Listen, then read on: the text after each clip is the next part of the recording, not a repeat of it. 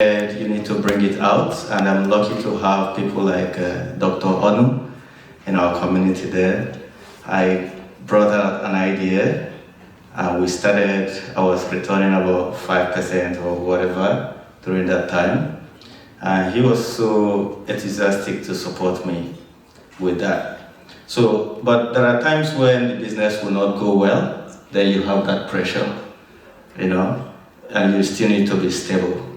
So the stability will not come from your faith, your hope, and love. So stability by faith is that you know you cannot fail. You need to know that. If you don't know that, then 2, by hope, you know that there's still something for you up there, which means that whatever happens now is just a process to get to that point where you're going to. So having that hope will keep you going. Some people are not going to die because they have hope. I'm telling you. So hope will drive you, and then love. Make sure you're at peace with everyone. Okay? It doesn't matter who they are. They might have hurt you someday or previously. Don't worry about that. If you love them, it will keep you mentally stable. You don't need to worry about too many enemies. That will drain you. Okay? So I think that's what I would say for now. Abby, I'm just wondering, because mental health is your area of expertise. Before you respond to your question, which I'll ask next, did you have anything to add on to that? Yeah, look, how do you prioritize? I think one of the ways by which you can prioritize your mental health within the African context is we need to have a very, very stable work-life balance. In my humble opinion, a lot of migrants, a lot of us, myself included, well, from experience, we work ourselves to the bone. Okay? We don't have time. We don't have time for leisure. We don't have time for even family. Like, why aren't there many people here today? Because, they're doing a lot of hustle. So one of the ways to practice, you have to have a work-life balance to say, okay, have a time, whether on your own or well, you need to have time for yourself as well, but also as a family, like to have time set aside for leisure. Okay, that's one. Another thing is you also need to exercise, build a healthy lifestyle. By exercising. And one of my observations, I'm only new in Tasmania, or rather in Kingston. One of my observations, I've been doing my rounds around the different gyms in Canberra, and I haven't seen any I saw one African man the other day, but that's about it. So we need to set time, okay, to look after our physical because of the body-mind connection. We need to exercise, we need to look after, eat healthily, and that's another thing, okay? I'm a very typical Nigerian Yoruba girl. I love, my Nigeria, my life, Yoruba, you know what I mean. But at the same time, I have to know that there is a limit. You can't be eating all this heavy akpu and and so these are basic things that we really need to. And also connection, making time for connection. We are social beings.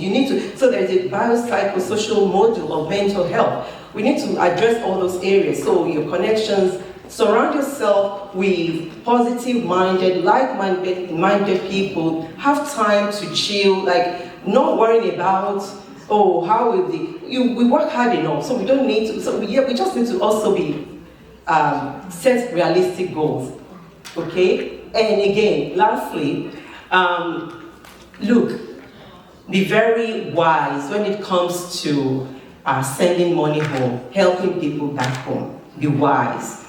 You need to prioritize yourself, you need to prioritize your family, you need to prioritize your mental health.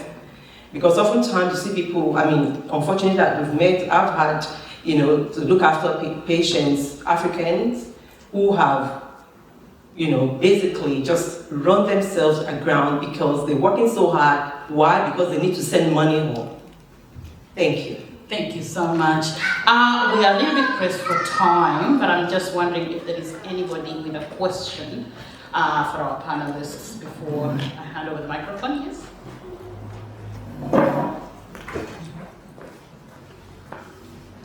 It's not really a question, it's just an idea that I want to everyone. I've been listening to everyone speak, and I hear a lot of people talking about, starting up a business, capital, and all that stuff. Now, please do understand, this whole stuff is just made up. This is my own personal belief, and because I've also done it personally myself, you don't need to start up a business. You can buy a business, even if you don't have money. You can buy a business, you just don't know how to do it. Two, like what Dennis, is Dennis, right? Dennis.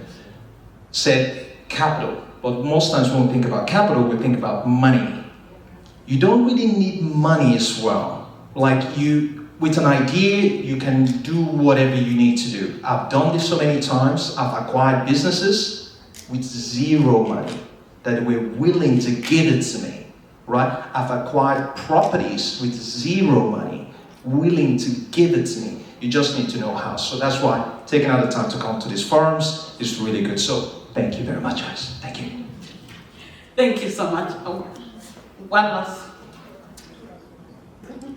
I've got a question for Dennis. You talked about love. The topic of forgiveness. How does one, especially you're running your business or you're living your life, a lot of people hold on to that resentment for someone that's done wrong to them. We always want to play the victim. You talked about it. What are some strategies you would give or advise someone to let go of that resentment? Thank you very much. I didn't get your name, please. Sugira. Sugira, okay. Thank you for letting go.